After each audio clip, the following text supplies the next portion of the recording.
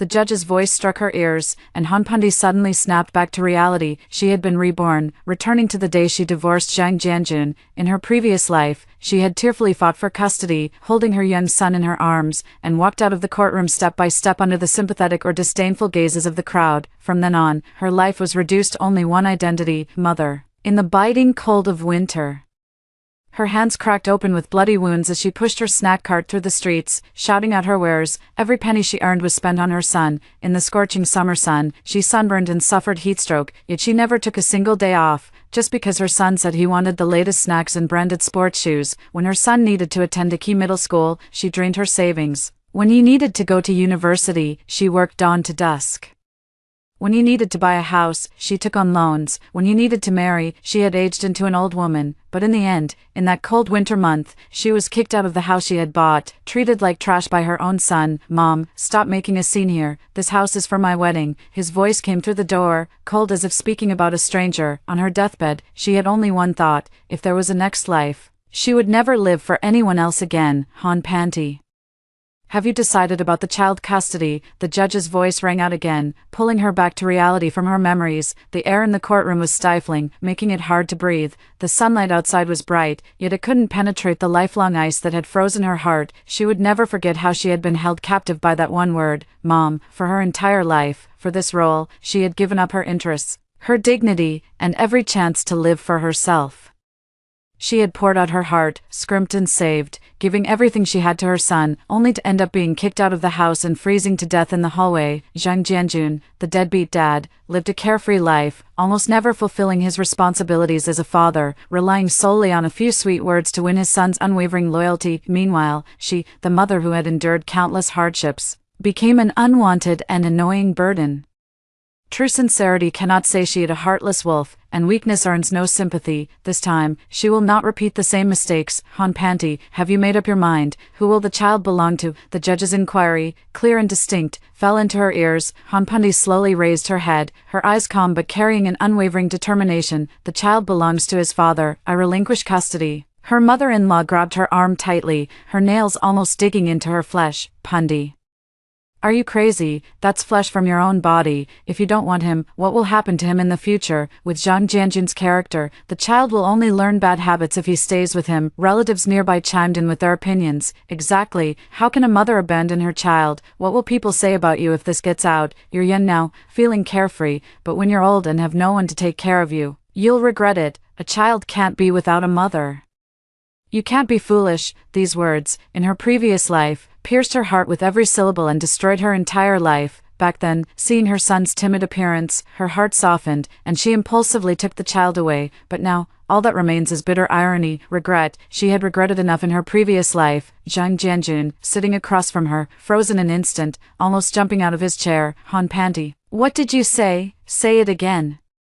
He had thought that this woman would, like before, cry and beg to take the child away, and he could continue his carefree life of eating, drinking, and having fun, but Han Pani simply washed her hands of the matter, completely disrupting his plans. I said, the child is yours, I'm not raising him. Han Pani gently pulled her hand back, her gaze cold and steady, meeting the judge's eyes, speaking slowly and clearly. Your Honor, I explicitly state that I relinquish my custody rights.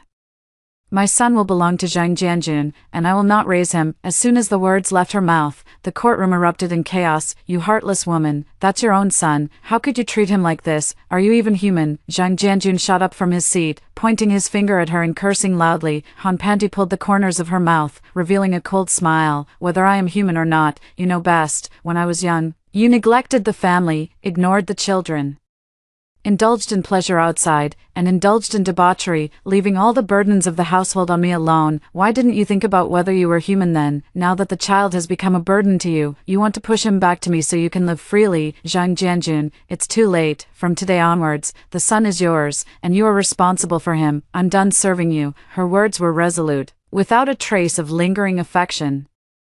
Zhang Jianjun was rendered speechless by her, his face alternating between green and white, and in the end, he could only glare at her fiercely before collapsing into the chair. The judge was also a bit surprised, glancing at Han Pani and then at the ashen-faced Zhang Jianjun, and proceeded with the routine inquiry. Han Pani, are you certain? Once custody is determined, it cannot be changed at will. You need to think carefully. I am certain, and I will never regret it. Han Pandi's voice was not loud, but it struck like a heavy hammer on everyone's heart. She had thought it through clearly. In her previous life, she had sacrificed her own life for this son, given up all possibilities, and ended up old and alone, with no one to depend on and no place to be buried. This time, she did not want to be the haggard housewife who revolved around her child, her husband, and the stove. She wanted to live for herself. The divorce proceedings were quickly finalized. The son. To Zhang Jianjun, Han Panti walked out of the courtroom, the sunlight warm on her skin. The heavy burden that had weighed on her heart for decades finally lifted. The pain, grievance, and despair of her previous life dissipated with this rebirth. She looked up at the sky and softly said to herself, "From today onwards, I am no longer Han Panti, I am Han Qinghuan." Clear clarity, joyful joy. This lifetime, she would be clear-headed and self-loving, only seeking her own joy. Stepping out of the police station, Han Qinghuan tucked the household registration book into her innermost pocket. The three characters Han Qinghuan finally replaced the name that had oppressed her for a lifetime. Standing at the intersection, she took a deep breath, inhaling the scent of dust and smoke, which felt incredibly grounding to her. She didn't return to her parents' home. In her previous life, she had taken her son back with her, and her mother had scolded her for her hard life while simultaneously treating her like a free nanny, even calculating over a single hot meal. This time, she directly rented a small single room near the vegetable market for 300 yuan a month. It was cramped and damp, but it belonged solely to her. Early the next morning, before dawn, Han Qinghuan set out with the 800 yuan she had saved. She went to the wholesale market, where she bought flour, meat filling, green onions, ginger, and a second-hand snack cart. In her previous life, she had raised her son with this skill, but back then, every bun and every bowl of wonton she made was prioritized for her son, while she herself ate dry buns with pickles. This time, she would do it for herself. Just as the sky began to lighten, Han Qinghuan pushed her cart to the empty space at the entrance of the vegetable market and set up her stall. Her hands still bore the thin calluses of her youth as she kneaded the dough, prepared the filling, and rolled out the wrappers with quick and practiced movements. When the first batch of buns came out of the steamer, the aroma drifted on the wind, and people immediately gathered around. "Sister, your buns smell so fragrant. How much are they?" 1 yuan for 2, thin skin, generous filling, clean and hygienic. The first customer was an aunt selling vegetables. After taking a bite, her eyes lit up immediately. "Oh my, the filling is so delicious, much better than the ones at the corner of the alley." Word spread quickly. By noon, the 2 steamer baskets of buns Han Qinghuan brought were sold out. She counted the loose change in her hand, a total of 126 yuan. This was the first time in her life that she had earned money completely through her own skills, entirely for herself. She didn't save all the money like she had in her previous life. First, she went to a hair salon and got a neat short haircut, then spent 50 yuan on a clean cotton shirt and pants. Standing in front of the mirror, she looked at the woman in the reflection with bright eyes and no longer timid demeanor, and couldn't help but raise the corners of her mouth.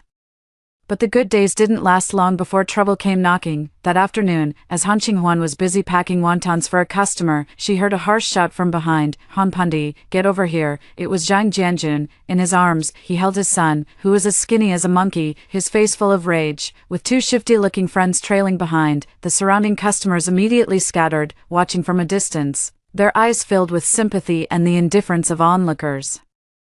"How dare you set up your stall here?" Zhang Jianjun shoved his son in front of her. "Look at him, he's been living hand to mouth with me, and you, as his mother, can bear to just stand by. Take the child away right now, or I'll smash your stall." The son timidly hid behind Zhang Jianjun, his eyes exactly the same as in her previous life, wet with tears as he looked at her, whispering, "Mommy, I'm hungry." In her previous life, Han Qinghuan's heart would have shattered by now. She would have immediately put down her work, hugged her son, bought him food with a heart full of pain, and once again tied him to her own life. But now, she just coldly looked on. "My name is Han Qinghuan, not Han Pandi." Her voice was calm, yet carried an undeniable force. "The divorce agreement is very clear. The son is under your custody. I won't be raising him. Whether he's hungry or not is none of my concern." "You're fucking crazy." Zhang Jianjun was enraged by her attitude and raised his hand to strike. Han Qinghuan was prepared. She sidestepped to avoid the blow and picked up the rolling pin from the cutting board, pointing it at him. "Try moving again. I'll call the police right now, accusing you of causing trouble and disrupting my business." Her gaze was too calm, too resolute, and Zhang Jianjun was actually intimidated. He hadn't expected this woman, who used to never fight back, to now be so assertive.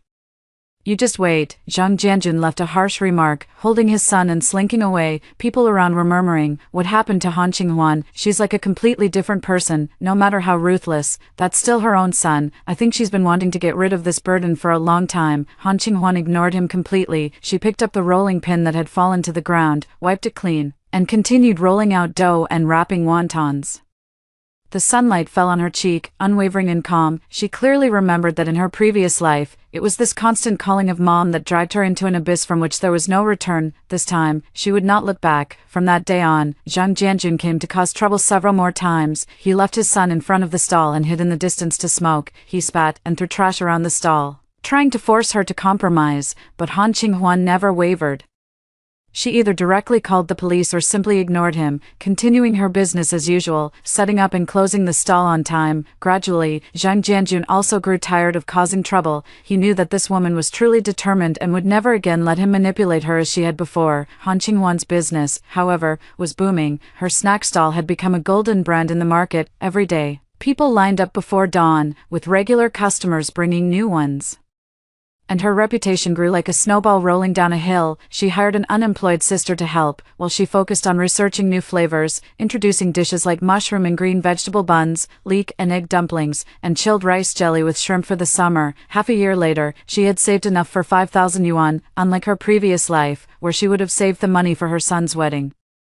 She rented a fixed storefront in the market and opened a small Qinghuan snack shop. On the day of its opening, she posted a couplet at the door. Top line, live life with clarity and integrity. Bottom line, enjoy life with joy and happiness. Horizontal line, live for oneself. When the firecrackers went off, Han Qinghuan stood at the shop entrance, watching the bustling customers, her heart at peace. She knew this was just the beginning. Her life was only now turning a new page. The day the sign for Qinghuan snack shop went up, the entire street came alive. The red vinyl banner with its golden lettering stood out sharply among the drab storefronts. Han Qinghuan, dressed in a beige linen suit, her hair neatly tied back, stood at the shop entrance greeting customers, poised and dignified. Regular customers crowded in to offer congratulations. Boss Han, you finally have your own shop. From now on, we'll only come to you for our buns. That's right, with your skills, you should have opened a big shop long ago. Han Qinghuan smiled as she handed out cigarettes and candy to everyone, feeling very secure. Over the past half year, she had worked from dawn till dusk, moving from a mobile stall to having her own shop. With each step firmly grounded, she was no longer the haggard housewife who always stayed by the stove, but a boss lady who could support herself with her own hands. But this sense of security was shattered in no time. At 3 in the afternoon, her mother's family, including her mother, 2 uncles, and an aunt, arrived in a large group and blocked the shop entrance. At the front, her mother's family stood with her hands on her hips, and as soon as she entered, she began to wail loudly, Pani, you've really made it big. You've opened such a big shop, yet you don't even recognize your own mother.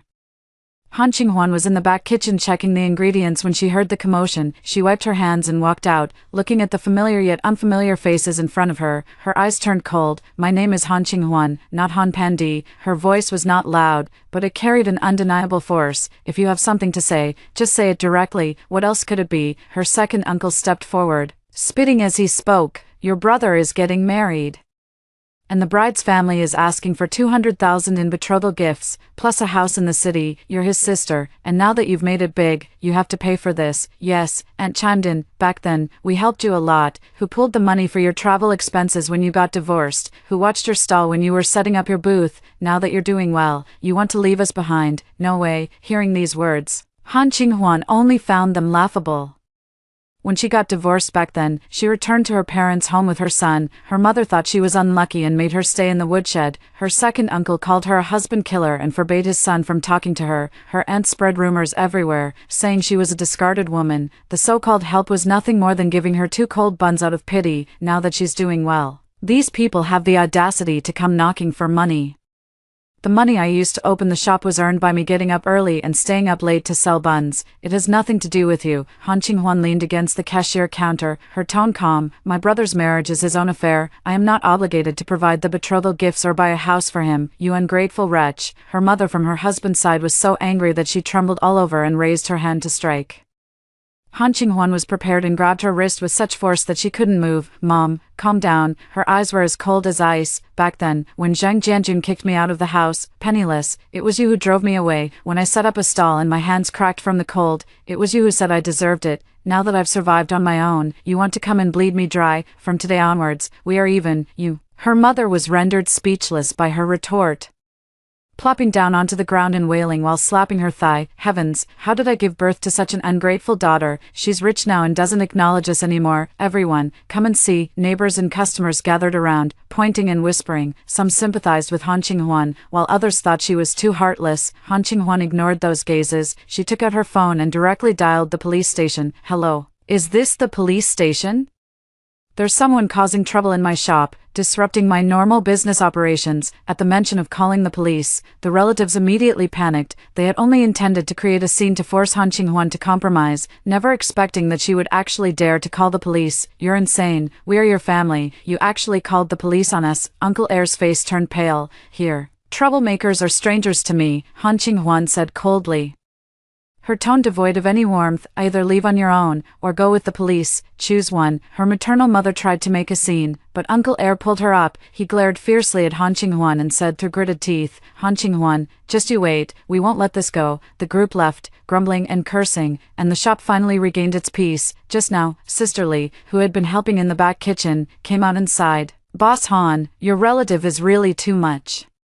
Han Qinghuan smiled, smoothing her hair, which had been pulled out of place, behind her ear. People who go too far need to be dealt with using tough measures. She walked to the shop entrance, looking at the couplet that read, Live cleanly, enjoy life joyfully, feeling a sense of clarity in her heart. In her previous life, she had compromised her own happiness for the sake of so-called family ties. This time, she would not compromise for anyone. Anyone who wants to consume her or kidnap her will have to ask her rolling pin first if it agrees. After running the snack shop steadily for over half a year, Han Qinghuan's savings had grown to an amount she never dared to imagine before. With solid skills, honesty, generous portions, and cleanliness, her regular customers came every day, and new ones kept coming. Among those working nearby, picking up kids, or doing business at the market, when Qinghuan's snack shop was mentioned, everyone would give a thumbs up. Some even approached her, asking if she would consider franchising. Boss Han, your flavor is absolutely amazing. I want to open one in another district, using your name and your recipe. I'm willing to pay more. Han Qinghuan's heart skipped a beat. In her previous life, she had been confined to a small stall, trapped within a limited space all her life. This time, she didn't want to just do small business. She swiftly registered a trademark, organized the recipes and processes, and opened 3 franchise stores in one go. She presided over the main store, taking a commission and supplying goods, and money flowed into her pocket like water. In less than a year, her savings soared into the 7-figure range. She upgraded her car, and her entire demeanor changed, calm, composed, with a spark in her eyes. Everyone who met her would praise her for exuding a powerful presence. On this day, as she was just finishing her inventory and preparing to close up, a dark, skinny, and disheveled man blocked the entrance to the shop. It was Zhang Jianjun. After years of struggles, he had long lost the arrogance of his past. He couldn't take care of the child properly, couldn't make money, and his life was in complete disarray. He looked a decade older, with a worn-out and exhausted appearance. The moment he saw Han Qinghuan, his eyes lit up immediately, and he stepped forward with a greasy yet servile smile. Pani, I've finally waited for you. I know, you've made it big now. Han Qinghuan took a step back, her gaze as cold as if she were looking at trash. My name is Han Qinghuan. Zhang Jianjun's face turned awkward, but he didn't dare to get angry. He softened his voice and put on an act of regretful remorse. Qinghuan, I know I was wrong before. I was young and immature, and I'm sorry for you and the child. These years of raising the child alone have been really tough. Let's start over, okay? He reached up to grab Han Qinghuan's wrist. Han Qinghuan's eyes turned sharp, and she directly dodged, her voice as cold as ice. Zhang Jianjun, show some respect. Zhang Jianjun was startled by her, yet he still wasn't willing to give up. The child is already so grown up. A family can't be without a mother.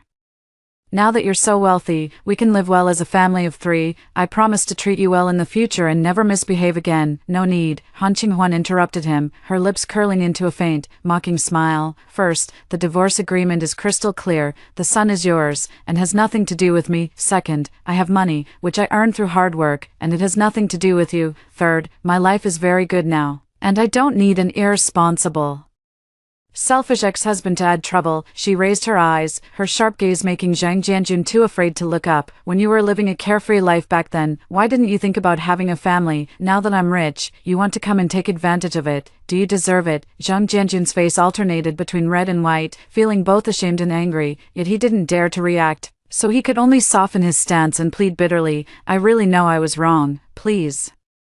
For the sake of the child is yours to raise, not mine. Han Qinghuan's voice was not loud, but every word pierced the heart. My life has already been delayed by you once, there won't be a second time. She couldn't be bothered to look at him again and directly addressed the clerk at the door. If this person comes again, don't let him in. If he affects business, call the police directly. After saying this, she turned and walked into the shop. Slamming the glass door shut with a loud clang, Zhang Jianjun stood outside the door, his face alternating between green and white, unable to lift his head in the midst of the passers-by's pointing and whispering. Inside the shop, an employee couldn't help but whisper, Sister Han, you were so cool just now. Han Qinghuan wiped her hands and gave a faint smile. It doesn't matter if it's cool or not. What's important is that she will no longer compromise even a little for anyone. She relies on herself. With a house, a shop, money, and confidence, life is peaceful and comfortable. Why jump back into the mud? In the evening, she returned to her small apartment, brewed a cup of hot tea, and stood on the balcony overlooking the city lights. The wind was gentle, and her heart was calm. The Hanpandi who once revolved around men, children, and the stove is truly gone. The one living now is Han Qinghuan. Sober, self-respecting, wealthy, and confident. Whoever tries to moralize, she retorts back. Whoever tries to bleed her dry, she shuts the door. Who would want to repeat the mistakes of her past life? She wouldn't even spare it a glance. The phone gave a soft beep, and it was the manager of the franchise store sending a message. Sister, today's sales have hit a new high. Han Qinghuan's lips curved slightly as she replied with 2 words, all right, this life, she only wants to live well for herself. Everything else has nothing to do with her. A dozen years passed in the blink of an eye. Han Qinghuan's small food and beverage brand had firmly established itself locally, with 3 direct-operated stores and 2 franchised ones. She no longer needed to manage the stores herself, only focusing on operations and collecting profits, living a life that was both comfortable and respectable. She bought a car, upgraded to a larger 3-bedroom apartment, dressed elegantly, and exuded a gentle yet commanding presence.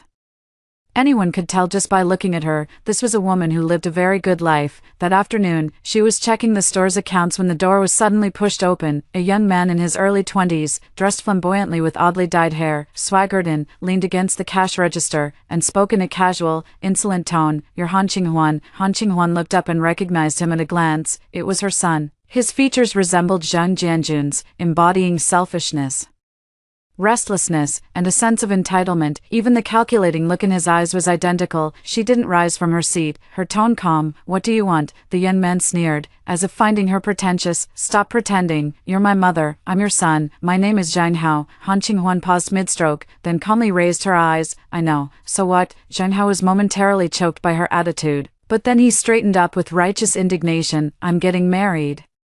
The woman wants a house and a car, and we're still short by 300,000. You're my mother, so you have to pay. The surrounding employees instantly fell silent, and customers quietly turned to look. Han Qinghuan put down her pen, leaned back, and her eyes were calm, devoid of any ripple. First, when your father and I divorced, custody was granted to him, and I am not obligated to support you. Second, I have never spent a single cent of yours, and you have never fulfilled a day of filial duty. Third, the money I have is what I earned through hard work, and it has nothing to do with you. Zhang Hao exploded in anger. You're my mother, you gave birth to me, so you should take care of me. Other mothers buy cars and houses for their sons, so why shouldn't you? Because I don't want to. Han Qinghuan's voice was not loud, but every word was clear. Your father raised you this big, go find him. Don't come to me with moral blackmail.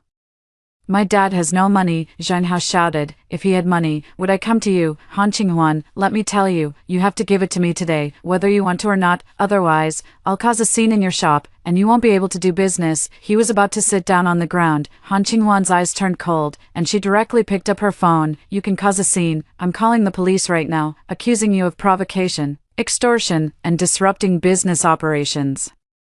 You just turned 18, and spending a few days in jail will leave a criminal record for life. Zhang Hao's face turned pale instantly. He only wanted to cause a scene to force her into submission, never intending to actually end up at the police station. You You dare, I'm your son, in my store, causing trouble makes you a stranger. Han Qinghwan glanced at the security guard by the door. Please escort him out, he's not allowed in the store again. The security guard immediately stepped forward. Zhang Hao was both afraid and furious, his face turning bright red as he threatened, Han Qinghwan, you'll regret this, don't expect me to take care of you when you're old. Han Qinghwan let out a light laugh. Her tone calm yet piercing, I have a house, a car, savings, and insurance, elder care, I don't rely on you, you should worry about yourself first. The security guard escorted Zhang Hao out, half inviting, half dragging. The shop immediately returned to silence. The employee whispered in admiration, Sister, you're so cool. Han Qinghwan tidied up the receipts and gave a faint smile. Whoever wants to bleed us dry, keep them out the door, life is our own, no compromises, no settling.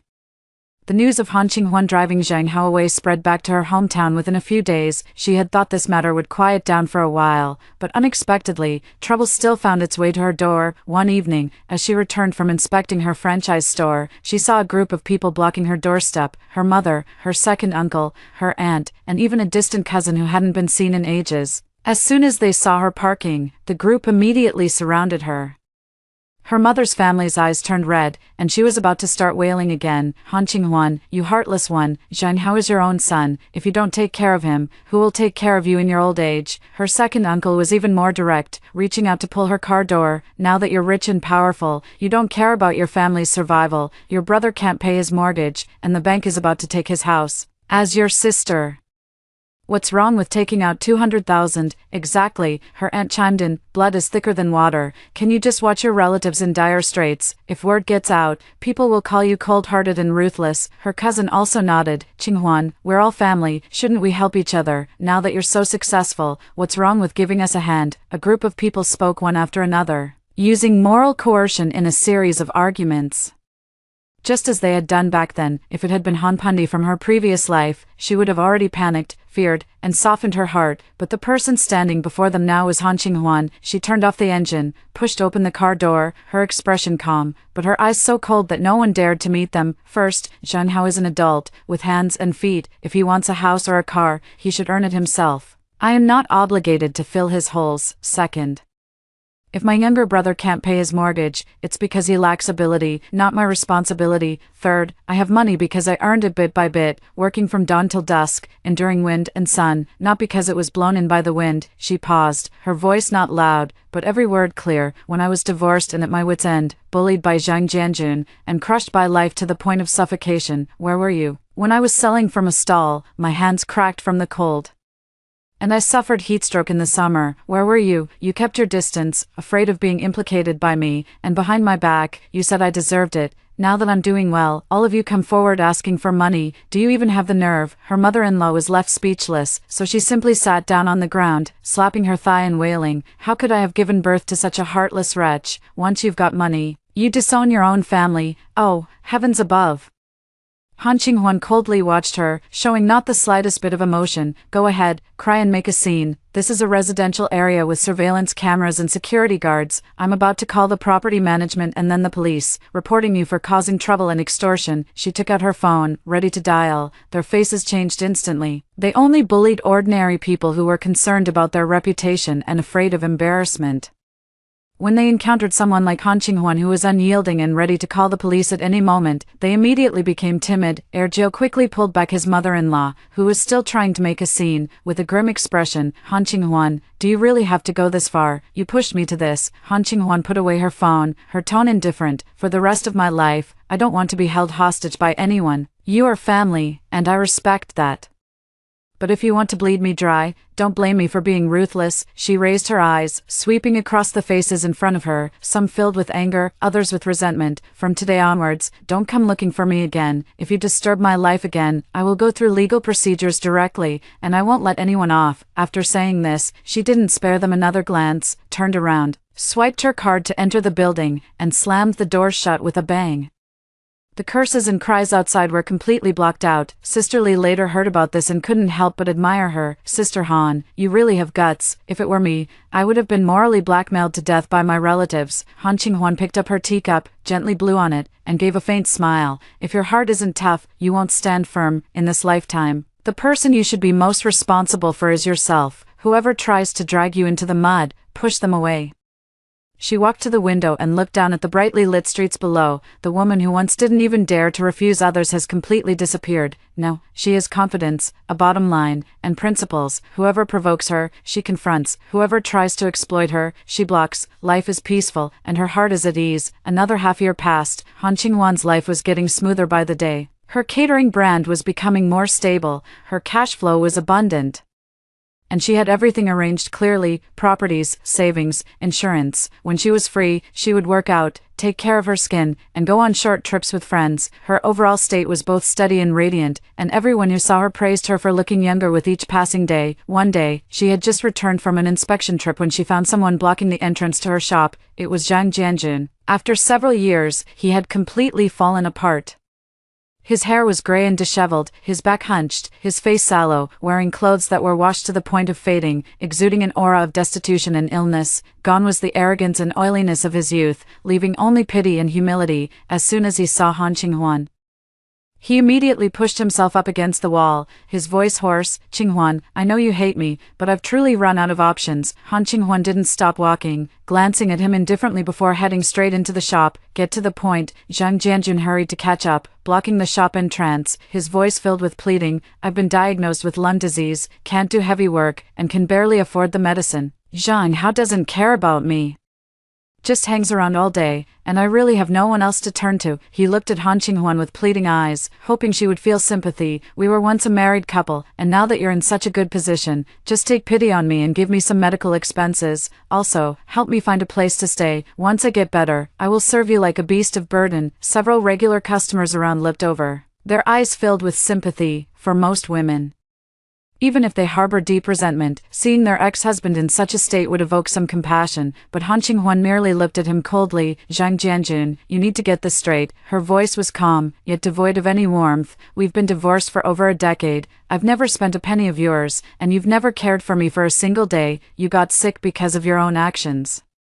You have no one to care for you because of the consequences of your irresponsible behavior in your youth." Zhang Jianjun's face turned pale. "But I'm the child's father, and you're the child's mother. The custody of the child is yours." Han Qinghuan interrupted directly. "From the day you signed, we are even. I was wrong back then, but I know I was wrong. You don't know you're wrong. You're just out of options." Han Qinghuan's gaze was sharp, piercing through all his pretenses with a single sentence. "When you were healthy, eating and drinking freely, living a carefree life, why didn't you think of finding me? Now that you're sick, poor, and have no one to turn to, you remember me. I'm not a charity, nor am I your fallback." Zhang Jianjun was left speechless, his face alternating between red and white. He lowered his stance, almost pleading. "I really can't hold on much longer. Just consider it doing good deeds. I do good deeds, but only help those who are worth helping." Han Qinghuan took a step back to create distance between them. "You abandoned your family and lived a carefree life when you were young. Now that you're old and sick, you want those you once hurt to foot the bill. There's no such thing as a free lunch in this world." She raised her eyes to look at the shop assistant. "If this person comes again in the future, handle it as a disturbance and call the police directly." After saying this, she no longer glanced at Zhang Jianjun, turned around, and walked into the shop, leaving him alone at the door, utterly humiliated under the gaze of passers-by. Sister Li felt a sense of satisfaction but also some concern. "Sister, what if something really happens to him? Could he blame us?" Han Qinghuan picked up the water cup, took a gentle sip, and spoke calmly. "I don't owe him anything, nor do I provoke him. Legally, we have no connection whatsoever. He is responsible for his own life. I've already suffered enough once in this lifetime. I won't waste even a fraction of myself on trashy people or trashy matters." She walked to the window and watched the bustling street. The sunlight was just right, and the wind was gentle. The Han Pandi who had roamed her life for the family, for the child, and for the man, was truly gone forever. The one who lived now was Han Qinghuan, clear-headed, independent, wealthy, and confident, unyielding, not overly compassionate, never looking back. Who is in distress, who is pitiable, who regrets, none of it concerns her. Her life belonged solely to herself. Zhang Jianjun was turned away, and not long after, Zhang Hao came knocking. This time, he wasn't as arrogant and domineering as when he had come to demand money before. His hair was messy, his clothes were wrinkled, and he looked both dejected and agitated, with panic in his eyes as if he had no way out. As soon as he saw Han Qinghuan, he stopped in his tracks and, with a loud thud, knelt down right at the shop entrance. The surrounding customers immediately erupted in commotion, all turning to look. "Mom, I was wrong. I really know I was wrong." Zhang Hao's head was bowed low, his voice urgent and panicked, tinged with a sob. "Dad is so sick he can't get out of bed, and there's not a single penny left in the house. Even the medicine has stopped. I shouldn't have yelled at you before. I shouldn't have threatened you. Please forgive me just this once." As he spoke, he sneakily glanced up at Han Qinghuan, clearly calculating that she would soften. After all, what mother in the world would truly abandon her son? First, apologize and admit fault, then act pitiful and kneel, and you can always force her to fork over the money. The shop staff and regular customers couldn't bear to watch anymore, whispering to her, "Boss Han, maybe, help a little. After all, he's your own son." Yeah. It's quite pitiful to watch. Everyone thought that Han Qinghuan would soften. Even Zhang Hao himself felt it was a sure thing, but they were all wrong. Han Qinghuan stood still, looking down at him from above, her eyes calm without a ripple, not even a frown on her brow. "Get up." Her voice was calm and devoid of warmth. "Don't embarrass yourself in front of my shop." Zhang Hao was taken aback, not expecting this reaction. He could only continue to plead tearfully, "Mom, I've really hit a dead end. Just have pity on me." "I don't pity you," Han Qinghuan interrupted directly, her tone cold and clear. "Your father was young and carefree, neglecting you. You grew up seeking comfort and laziness, only wanting to live off others. Your current predicament is the result of your own choices." She took a step forward, her gaze sharp, piercing through all pretenses with a single sentence. "You're not admitting your mistake. You're just out of money and can't hold on anymore, so you're coming to me as a sucker." Zhang Hao's face turned pale instantly, and he knelt on the ground, at a loss for what to do. I will change in the future. I will take care of you in your old age. I will be filial to you." "No need." Han Qinghuan gently shook her head, her tone indifferent yet firm. "I have a house, savings, insurance, and a career. My later years are not dependent on you for support. You have hands and feet. If you want to save your father and live your life, go earn it yourself." She paused, speaking each word clearly and decisively, cutting off all his hopes. "From the day we signed the divorce papers, I ceased to be your mother. I am Han Qinghuan, responsible only to myself." Zhang Hao was completely panicked, his voice trembling as he lay on the ground. "You really won't care for me. I'm your son. You are Zhang Jianjun's son, and the custody is with him." Han Qinghuan's gaze showed no wavering. "Back then, when I gave up custody, I made it very clear, for this lifetime, I will not raise you." She no longer looked at him, turning her head to speak to the security guard. "Please escort him out. If he causes trouble at the door again in the future, call the police directly. You don't need to inform me." The security guard stepped forward, half supporting and half dragging Zhang Hao to his feet. He struggled and cried out the entire way, but Han Qinghuan remained rooted in place, not even sparing him a glance. Only after he was dragged away did the store return to silence. Sisterly sighed. "Sister, I was actually feeling a bit soft-hearted just now. You really can harden your heart." Han Qinghuan walked to the cashier's counter, sat down, picked up a glass of warm water, took a sip, and smiled lightly. "Being soft-hearted once leads to countless times.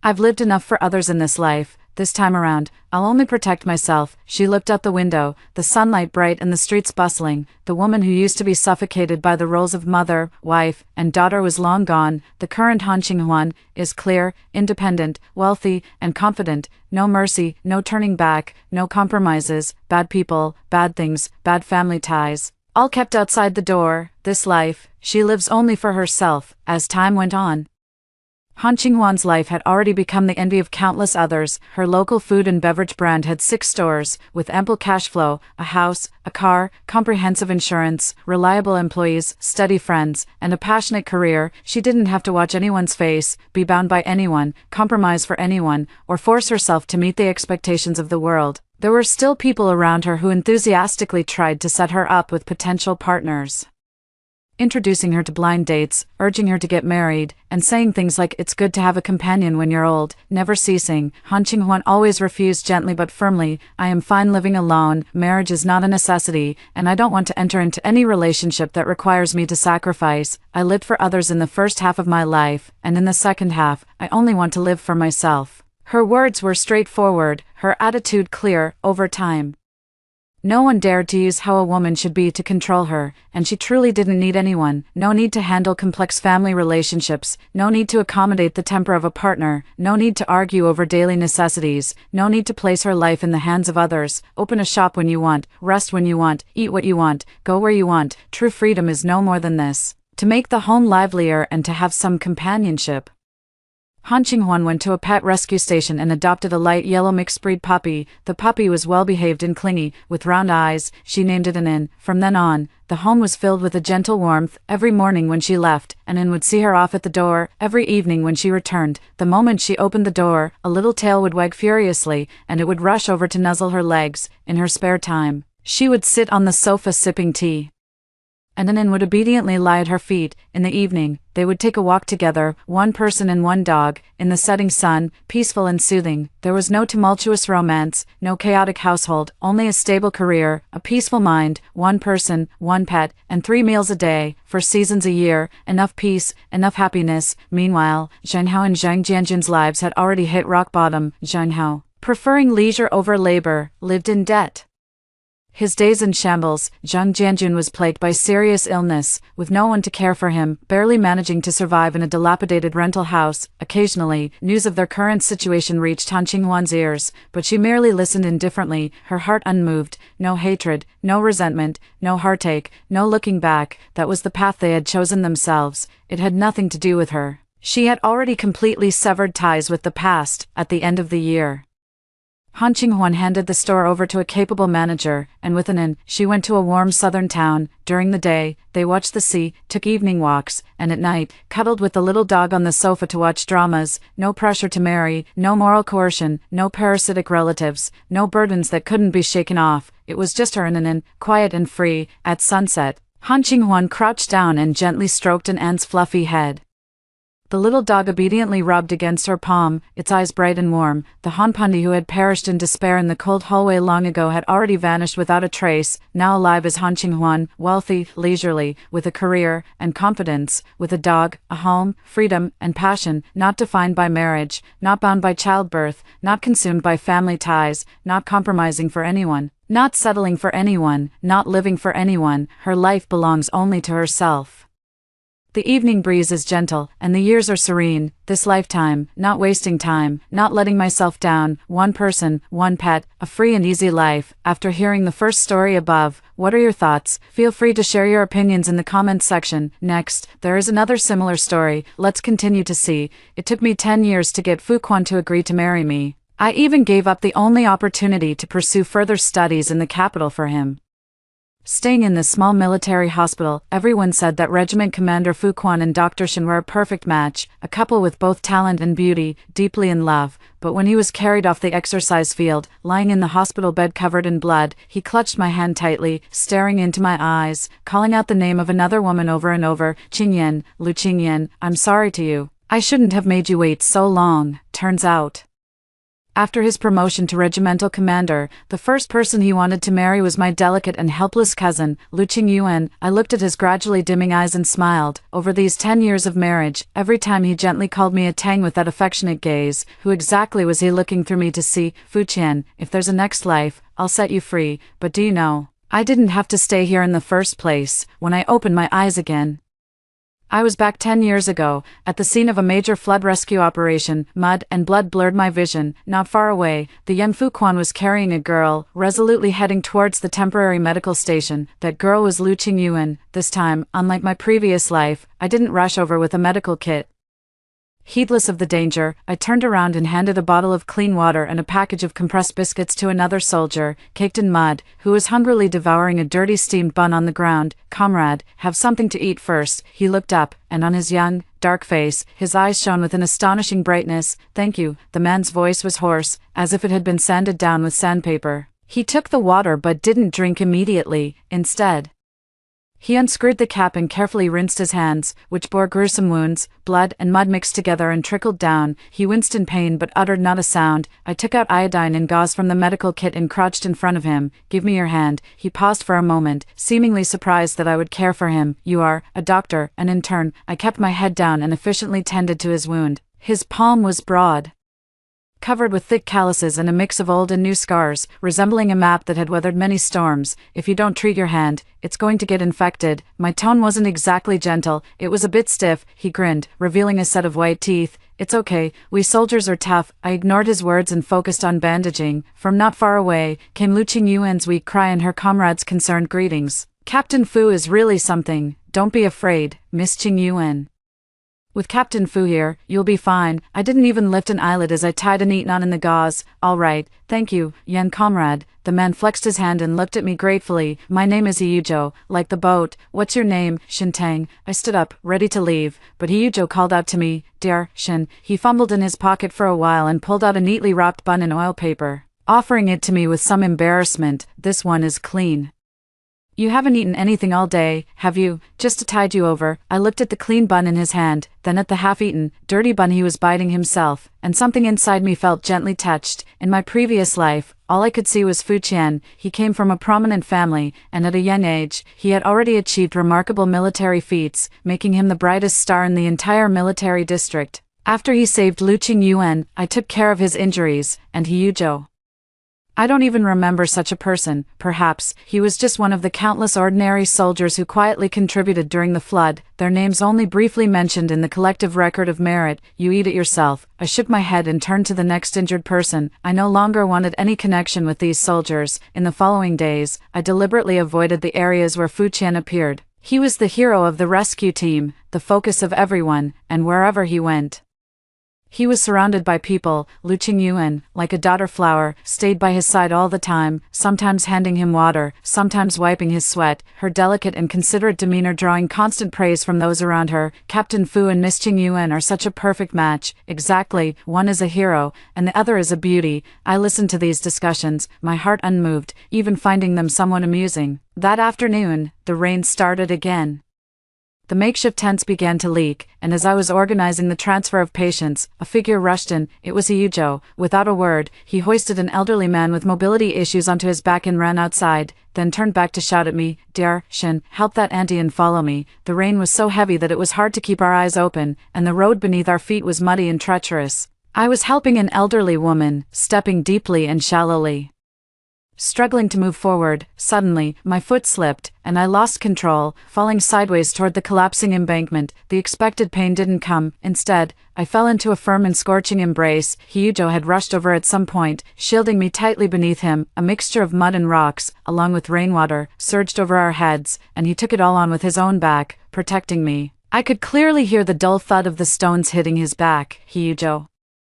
I cried out in panic, Don't be afraid. His voice was muffled by the earth, yet unusually clear. I'm fine. After an unknown amount of time, the rain began to subside. He struggled to get up, his military uniform no longer recognizable in its original color, his back a bloody mess. Yet, as if nothing had happened, he first pulled me up, checking me over from head to toe. Are you hurt? I shook my head, my eyes welling up. Only then did he relax, turning to help the old lady who was so frightened her legs had gone weak. In the distance, Fu Quan arrived with a few others, and he immediately spotted me in my disheveled state. Shintang. His voice carried a hint of uncertainty, his brows furrowed tightly. This was the first time he had accurately called out my name. In my previous life, he always addressed me as Hey or that doctor until I pursued him for 2 years before he finally remembered my name. And this life, we clearly have no connection at all. I didn't respond to him, just quickly walked over to Hyujo's side, supporting his unsteady body. I'll take you to the medical point. Hyujo's lips were pale, but he was still smiling. This little injury, no need. Shut up. It was the first time I had ever been so harsh with someone, and tears almost fell from my eyes. If you say another word, do you believe I'll give you a shot of tranquilizer right now? Hyujo was startled by my shout and immediately fell silent. I supported him and walked past Fu Qian, not glancing at him even once. I could feel Fu Qian's gaze, like nails, piercing into my back. In the medical station, I personally tended to the wounds on Hyujo's back. His injuries were more severe than I had imagined, with over a dozen cuts of varying sizes, some deep enough to see the bone. I used tweezers to remove embedded gravel from his flesh, his body tensed with pain, his forehead drenched in cold sweat, yet he clenched his teeth and uttered not a sound. If it hurts, cry out, I said, my voice trembling slightly. It's nothing, he replied, looking at me through the reflection in the mirror, a grin spreading across his face. You're treating my wounds. I'm too happy for it to hurt. This man, even in such a state, still had the mood to joke. I gave him an annoyed look, but my movements became gentler. After treating the wound, I had him lie down on the bed to rest, but he grabbed my wrist. His palm was very hot, covered with rough calluses that tickled my skin. Dear Shin, he said, looking at me intently. Thank you today. I should be the one thanking you, I said, pulling my hand away. Get some rest. I'm going to check on other patients. I fled the tent as if escaping. I admit, my heart was in turmoil. Hyujo was different from all the men I had ever met. Unlike Fuquan, who was dazzling, he was like a tree rooted in the earth, silent, yet capable of shielding you from the wind and rain. In the evening, I returned to the tent with a bowl of steaming ginger soup noodles, but Hyujo's bed was empty. I was startled and quickly set the bowl down to go look for him. As soon as I stepped out of the tent, I saw two figures standing under a tree not far away. One is Fuquan, and the other is Hyujo. Why did you approach her? Fuquan's voice was cold, carrying a tone of interrogation. She is not someone you should be involving yourself with, Captain Fu. I don't understand what you mean, Hyujo replied, his tone neither servile nor overbearing. I and Shin are merely comrades, just comrades. Fuquan let out a cold laugh. Hyujo, don't think I don't know what you're thinking. Shintang is the daughter of the city hospital's director. She's here just to experience life and will soon return to the city. You and her are from different worlds. My grip on the bowl tightened slightly. So, he had already investigated my family background thoroughly. In my previous life, he was the same. After I pursued him for 2 years, he finally condescended to learn about my family. His gaze, as if evaluating a commodity. My world is simple. Hyujo's voice was calm and resolute. Whoever treats me well, I treat them well. Shin saved my life, and in my heart, she is the best person. It has nothing to do with who her father is. Fujing seemed to be choked for a moment, and after a while, he spoke. I'm doing this for your own good. Don't get too involved. You'll only end up hurting yourself. Thank you for your concern, Commander Fu, Hyujo said, but my affairs are none of your business. With that, he turned and walked away, colliding right into me. Shin, he looked at me, flustered, his cheeks flushing suspiciously red in the dim light. I shoved the bowl I was holding into his arms. Eat while it's hot. Then, I walked past him and directly approached Fu Qian. Captain Fu. I looked up at him, my gaze calm. Who I choose to be friends with is my own business. Please, don't investigate my private life. We're not that close. Fu Qian's face immediately darkened. He had probably never been confronted so directly by a woman before. Shintang, he said through gritted teeth, enunciating each word. Do you know what you're doing? I'm very clear, I replied with a slight smile. But Captain Fu, instead of worrying about other people's affairs, you should pay more attention to your Qingyan sister. I just saw her looking unwell again. With that, I turned away from him and grabbed Hyujo's wrist, pulling him away. Let's go back and eat noodles. The man I was pulling along was as stiff as a rock. I could feel his heartbeat racing as if it were about to burst out of his chest. Back at the tent, Hyujo still looked completely out of it. He held the bowl of noodles, the steam rising, but his face was even redder than before. Shin, he stammered, what about what I just did? I teased him on purpose. I helped you out of a tight spot. Shouldn't you thank me? No, that's not what I meant, he said, flustered, as he scratched his hair. I mean, you and Captain Fu, I have no relationship with him. I interrupted him, my tone decisive. There was no relationship before, there is no relationship now, and there will be even less of a relationship in the future. Hyujo looked at me, his eyes like a starry sky, sparkling. He didn't say anything more, lowering his head to eat the noodles in big gulps. The bowl was soon empty, and he even drank all the soup. After finishing, he returned the bowl to me and said solemnly, Shin, this is the best noodles I've ever eaten in my life.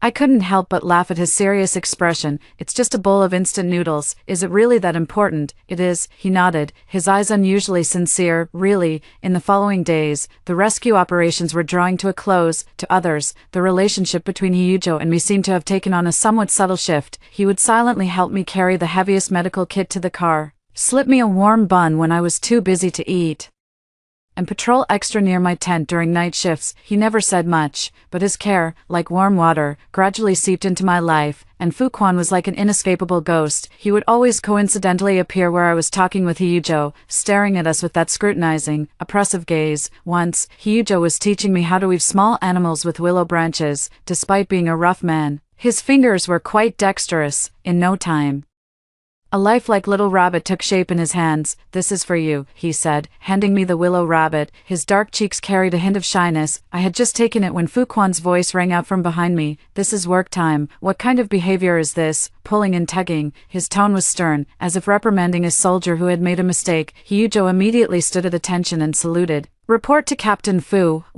I saw everything you were doing. Fuquan interrupted him, his gaze falling on the willow twig rabbit in my hand. Hyujo, your mission is to protect the lives and property of the people, not to craft little trinkets here to win the favor of girls. Return to your unit and submit a 1,000-word self-criticism to me. Hyujo's face turned pale, his lips moved, but in the end, he said nothing, lowering his head and turning to leave. I was so angry that my whole body trembled. Fujing, I rushed in front of him. Glaring up at him, "You're using your position for personal revenge." "I'm just doing my duty," Fujing said expressionlessly. "The military has its discipline." "What a fine military discipline," I laughed in anger, throwing the willow twig rabbit in my hand at him. "Then may I ask Captain Fu, does spending every day walking and chatting with Miss Lu Qingyuan count as violating military discipline?" Fujing's face turned grim in an instant. "That's two different matters." "What's the difference?" I pressed on relentlessly. "Just because he's Yujo and you're Fujing, just because he's an ordinary soldier and you're a company commander, Shintang." Fujing's eyes flared with anger. "Do you really have to speak to me like this over someone who's irrelevant to you? He is not an unrelated person," I enunciated clearly. "He is a friend I have chosen. Anyone who bullies my friend will not be tolerated by me." After saying this, I didn't even glance at his ashen face and turned to run towards Yujo. I found him in the small woods behind the camp. He was sitting alone on the ground, his head lowered, lost in thought. Hearing the footsteps, he looked up, saw it was me, and quickly stood up, forcing a smile that looked worse than crying. "Dear Shin, why are you here? I came to apologize to you." I walked up to him and said seriously, "I'm sorry, I've implicated you. It's not your fault." He shook his head. "It's my problem. Captain Fu is right. I shouldn't have. He's wrong." I interrupted him loudly. "It's him abusing his power. It's him making a mountain out of a molehill. You don't need to write a single word of that confession." Hyujo stared at me in shock, his eyes filled with astonishment. "I'm going to talk to your supervisor. I'll tell him everything in detail. I don't believe there's no place to reason," I said and made to leave. "Don't go." Hyujo grabbed me tightly. His strength was immense, like a pair of iron pliers. "Shintang." This was the first time he called me by my name instead of Dr. Shin. "Don't go. Let's just let this matter go." "Why?" I looked at him in confusion. "You're not wrong. Why should you suffer this injustice?" Higuejo looked at me, his expression complicated. After a long silence, he said softly, "I don't want to cause you trouble." At that moment, my heart felt as if it had been viciously gripped by something. This fool, even though I was the one who had suffered a great injustice, all I thought about was not causing trouble for him. In my previous life, Fu Quan had once publicly reprimanded a young military officer who was pursuing Lu Qingyuan. Back then, I thought he was so impressive, protecting the one he loved. Now I understand that it wasn't protection, it was abuse of power, it was bullying with authority. A truly upright man would never use his position to oppress others. The flood rescue operation has finally come to an end. The night before the troops were to withdraw, a military-civilian celebration was held, and everyone was in high spirits, only I felt a bit down. I knew that after this parting, I might never see Yujo again. He was a soldier, returning to his barracks, and I, too, would return to my city, my hospital, and continue my life. In the end, we were from two different worlds. This time, Fu Quan's words turned out to be prophetic. At the party, Yujo never showed up. I searched the entire camp and finally found him by the river. He was sitting there alone, staring at the rushing river, lost in thought. "Why didn't you go to the party?" I walked over and sat down beside him. He turned his head and, seeing it was me, seemed a bit surprised. "Why are you here? It's so lively there. Without you, no matter how lively it has nothing to do with me," I blurted out. After speaking, I realized it might not have been appropriate, and my cheeks flushed slightly. Jingzhou was also stunned. He looked at me, and his ears turned red visibly. An awkward yet delicate silence fell between us. Eventually, he broke the silence first. "Shintang, we are leaving tomorrow." I know." My voice was very low. "Take care of yourself in the future, you too." Another silence. I hate this feeling. I don't want our farewell to be filled with hesitation and regret. In my previous life, I missed too much. In this life, I don't want to miss anything again. I took a deep breath, turned to look at him, and asked word by word, "Hyujo, do you have a partner?" Hyujo was caught off guard by my straightforward question and stammered for a long time before managing to reply, "And no, then. What do you think of me?" I pressed on. "You." His face was already as red as if it were about to bleed. "You're great. You're the best girl I've ever met." "Well," I looked into his eyes, my heart pounding. "Would you like to go out with me?" The air seemed to freeze at that moment. Hijijo widened his eyes, as if unable to believe what he had just heard. He opened his mouth, but not a single word came out. Just as I thought he was about to refuse and I was preparing to awkwardly retract my confession, he suddenly stood up abruptly. "I'm going to ask our captain what kind of report we need to file for soldiers to date." After speaking, he ran back to the camp without looking back, his speed even faster than a 100-meter sprint. Watching his panicked escape, I couldn't help but laugh. Laughing and laughing, tears suddenly fell. The next day, the troops assembled, preparing to withdraw. Standing among the crowd bidding farewell, I spotted Hyujo at a glance. He was also looking at me. We gazed at each other from afar, separated by the crowd, our eyes conveying 1,000 words. The convoy slowly began to move, and he stood on the military truck, waving vigorously at me. I smiled and waved back at him. At that moment, Fuquan walked up to me. "You really chose him." His voice carried an emotion I couldn't quite understand. Yes, I didn't look at him. My gaze fixed on the truck that was disappearing into the distance. "Do you know him?" Fuquan said. "His family lives in a remote mountain area, his parents are farmers, and he has a younger brother and sister to support. His monthly allowance might not even be enough for you to buy a single piece of clothing. Being with him will be very hard. I know how hard it is for me." I withdrew my gaze and finally looked directly at Fu Qian. "Captain Fu, thank you for your concern, however.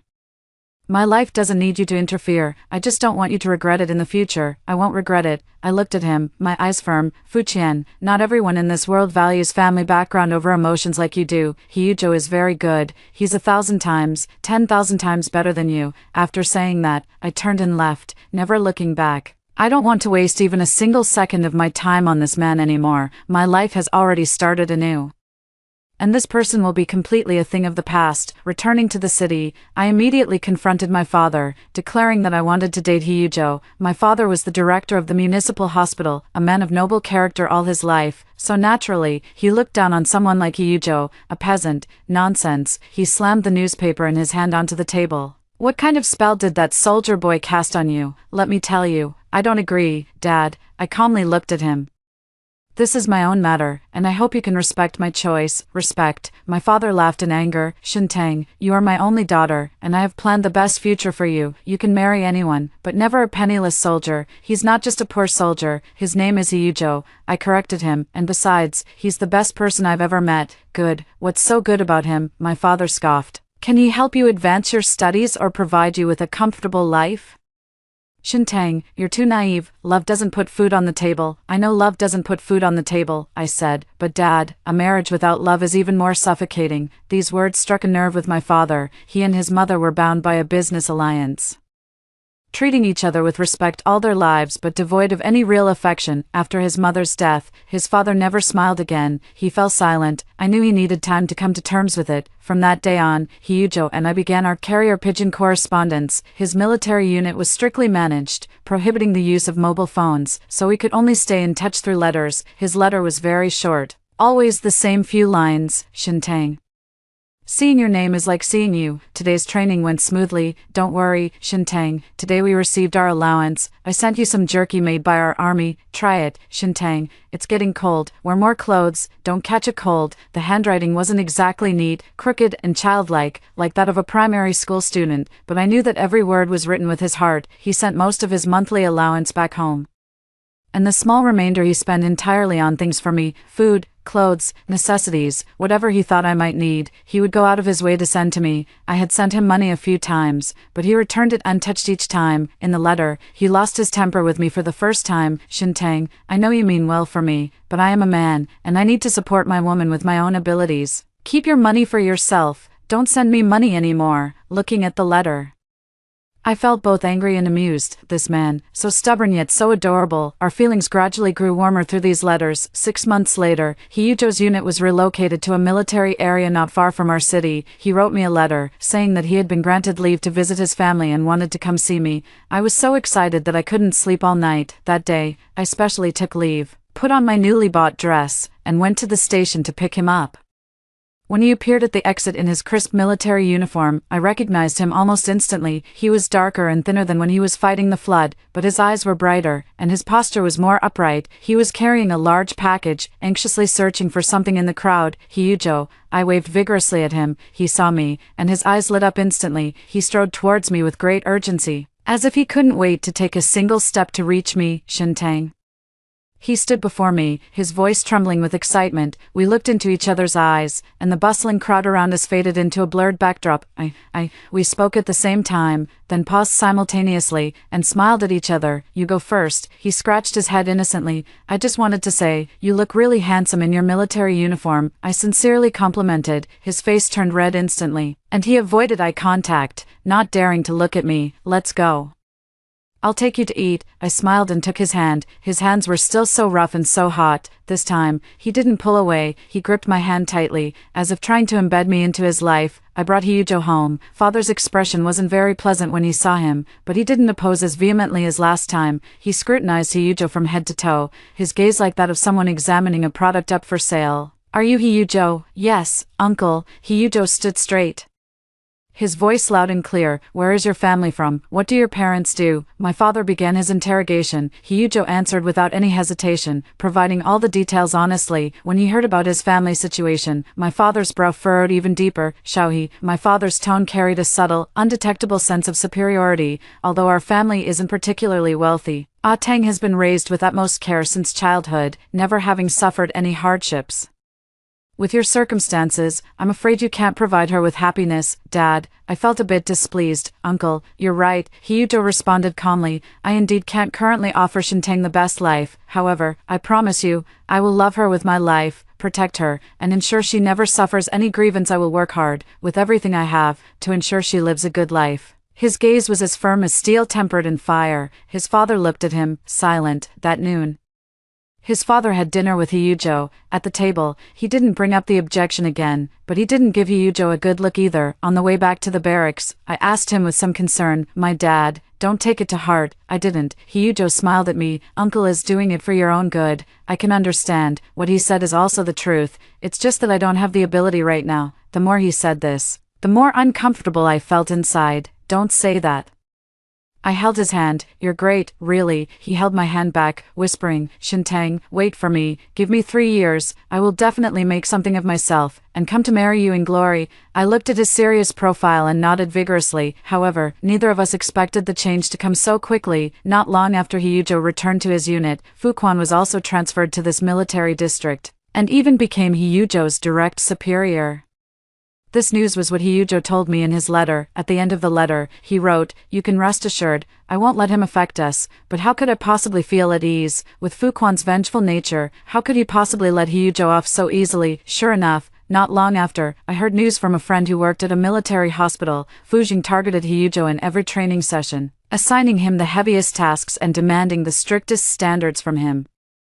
There were several occasions when Hyujo collapsed on the training field due to physical exhaustion. I was extremely worried and immediately took leave to go to the military district. I didn't inform Hyujo. Instead, I went straight to Fu Jing's office. When I pushed the door open, he was on the phone, seemingly talking to Lu Qingyuan, with a tenderness in his voice that I had never heard before. Seeing me, he paused for a moment, then hung up the phone. What are you doing here?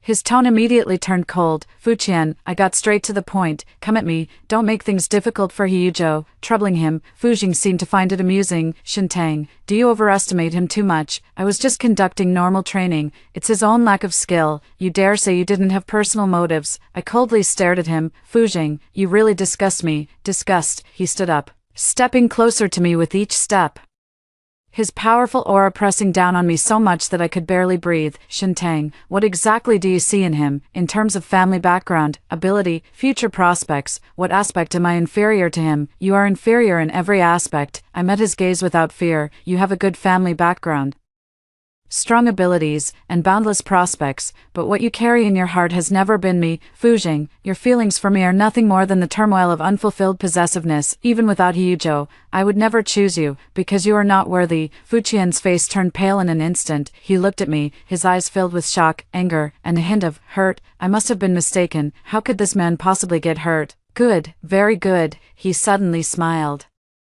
a smile filled with a hint of madness. Shintang, just wait, I'll soon make you realize how terribly wrong your choice today was. Coming out of Fuqian's office, my hands and feet were ice cold. I didn't know what he meant by how terribly wrong, but I had a bad feeling. I waited for a long time at the military base entrance before finally seeing Hyujo finish his training. He looked even darker and thinner, with unmistakable signs of fatigue on his face.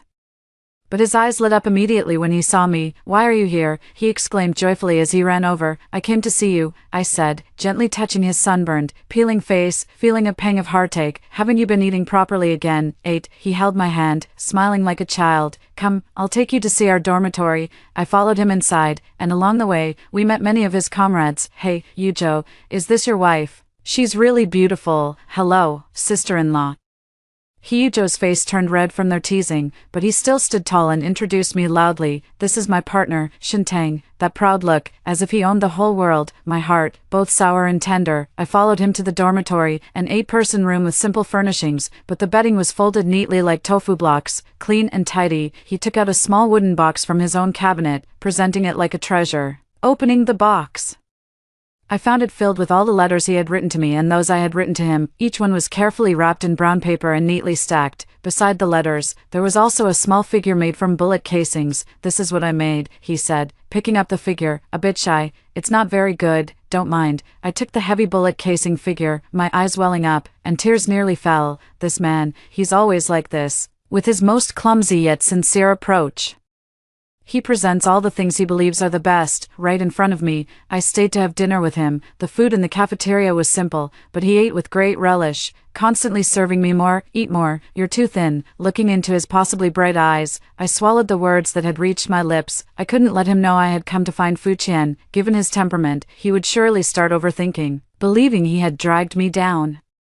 I could only pray in my heart that Fuqian wouldn't go too far, but I was still too naive. A month later, the military region held its annual military skills competition. Hyujo, with his outstanding performance, fought his way through the rounds and made it to the finals. His opponent in the finals was a soldier personally trained by Fuqian. Everyone thought Hyujo was sure to win, however. An unexpected incident occurred during the final event, the armed cross-country race.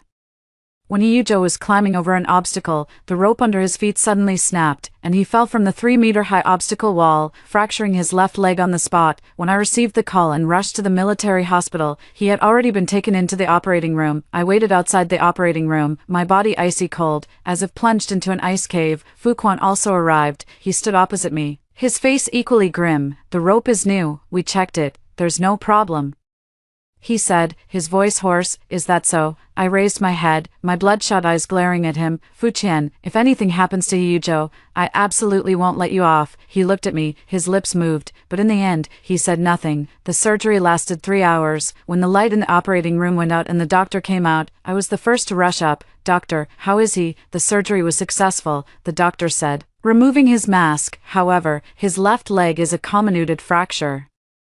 Even if he recovers, he may never be able to undergo intense training again, unable to undergo high-intensity training." What does this sentence mean to a man who regards military service as his life? It means that his military career is over. My body swayed, almost unable to stand. Fuqian supported me. I flung his hand away with all my strength, delivering a hard slap to his face. "Fuqian, are you satisfied now?" My voice, hoarse and unfamiliar to my own ears. "You destroyed him.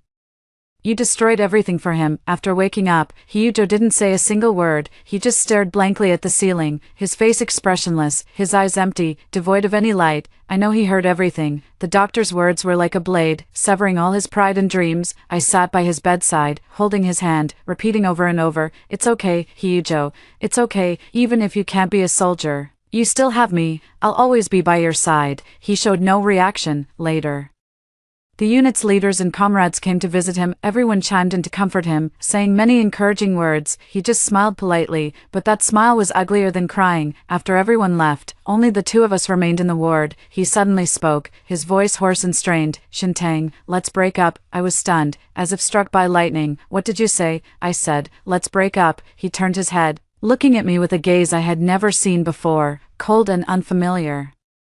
"I'm not worthy of you anymore, Hyujo." I was trembling with anger. "You bastard, how could you say such a thing? In your heart, do you think I'm that kind of woman who only loves wealth and can't share hardships?" "No." He shook his head, his eyes reddening. "You're very good. It's me who's not good. I'm now a useless person. I can't give you happiness. I'll only drag you down." "I don't care," I cried out. "I don't care if you can give me happiness or not. I just want you, Hyujo. Look at me, tell me, do you not love me anymore?" He looked at me, tears streaming down the corners of his eyes. He didn't answer my question, just repeated that same phrase, "Let's break up, Shintang, forget me." After saying that, he closed his eyes and refused to look at me again. For the next few days, no matter what I said or did, he acted like a wooden doll, completely ignoring me. My life seemed to have suddenly hit rock bottom. Just as I was about to despair, Fuqian found me. He handed me a document. "This is Hyujo's application for transfer and a recommendation letter to send you for further studies at the Capital Military Medical University," he said, "as long as you sign the recommendation letter."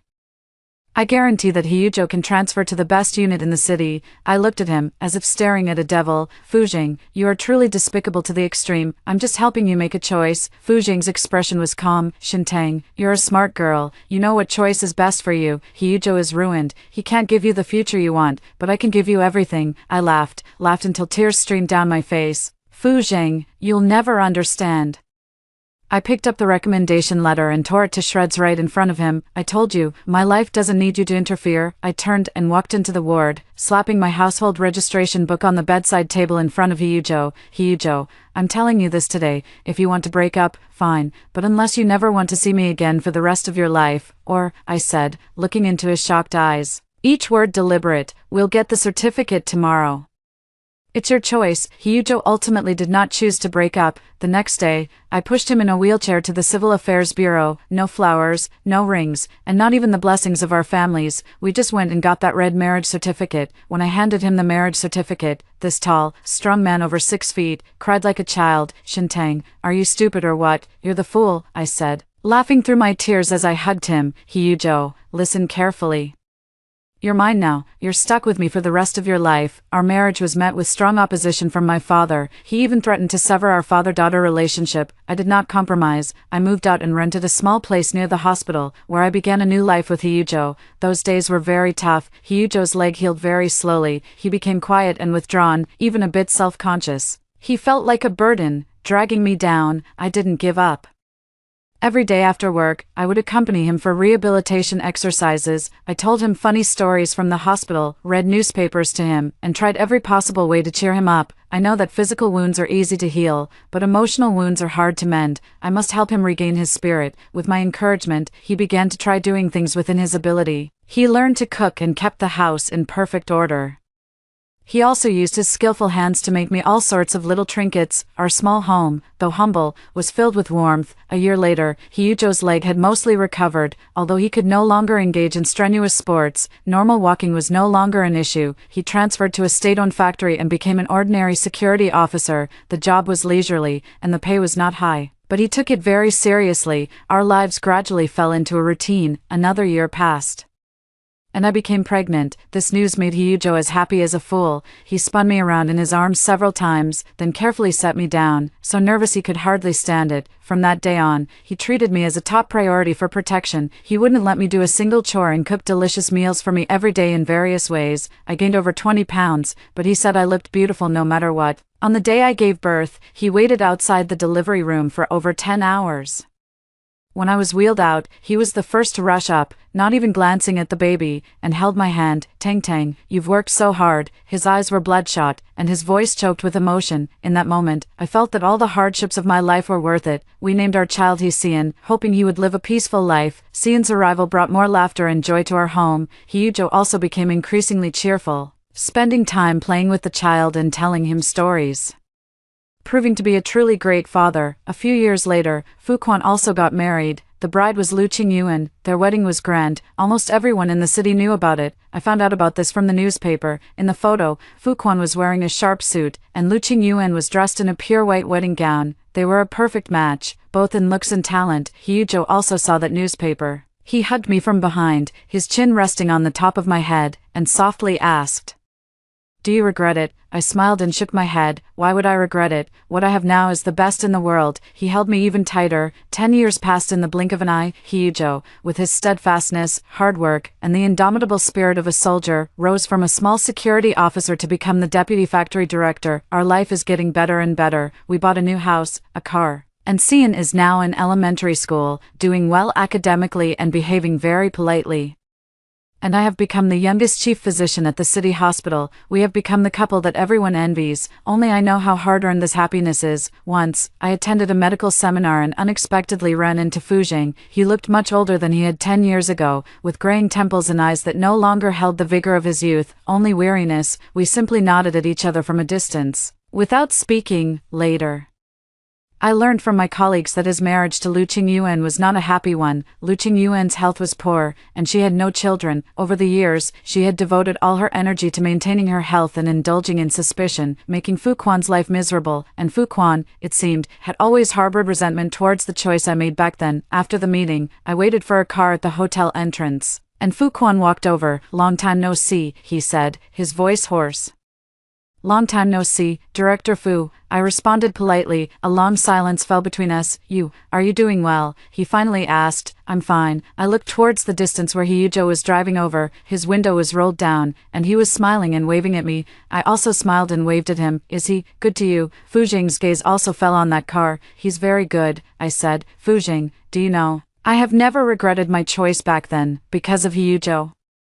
He made me understand what true love is. True love is not about possession, not about control, not about measuring with family background and future prospects. It is about respect, trust, and the willingness to stay together through poverty or wealth, illness or health, for a lifetime." I turned my head and looked at him, speaking seriously. "I am very happy, and I also hope that you can find your own happiness." After saying that, I nodded slightly at him and turned to walk towards Hyujo's car. Hyujo got out of the car, opened the door for me, and naturally took the bag from my hand. "Tired?" he asked. "Not tired," I said, getting into the car and looking at his gentle profile. "Let's go home." "Okay, let's go home." The car slowly started moving. Through the rearview mirror, I saw Fuqian still standing in place, like a lonely statue. I withdrew my gaze and held Hyujo's hand. His hand, still so rough and warm, gave me the most reassuring strength. In my previous life, I spent 10 years chasing an unattainable star, only to end up scarred all over. In this life, I chose a tree that is willing to shelter me from the storms. I finally understand that a true home is not a place, but a person. A harbor where you can let down all your defenses and feel safe to dock. I am grateful that I have found my harbor. After hearing the 2 stories above, what are your thoughts? Feel free to share your opinions in the comments section. Looking forward to hearing from you. If you liked this story, don't forget to like it, share it, and subscribe to my channel. See you next time.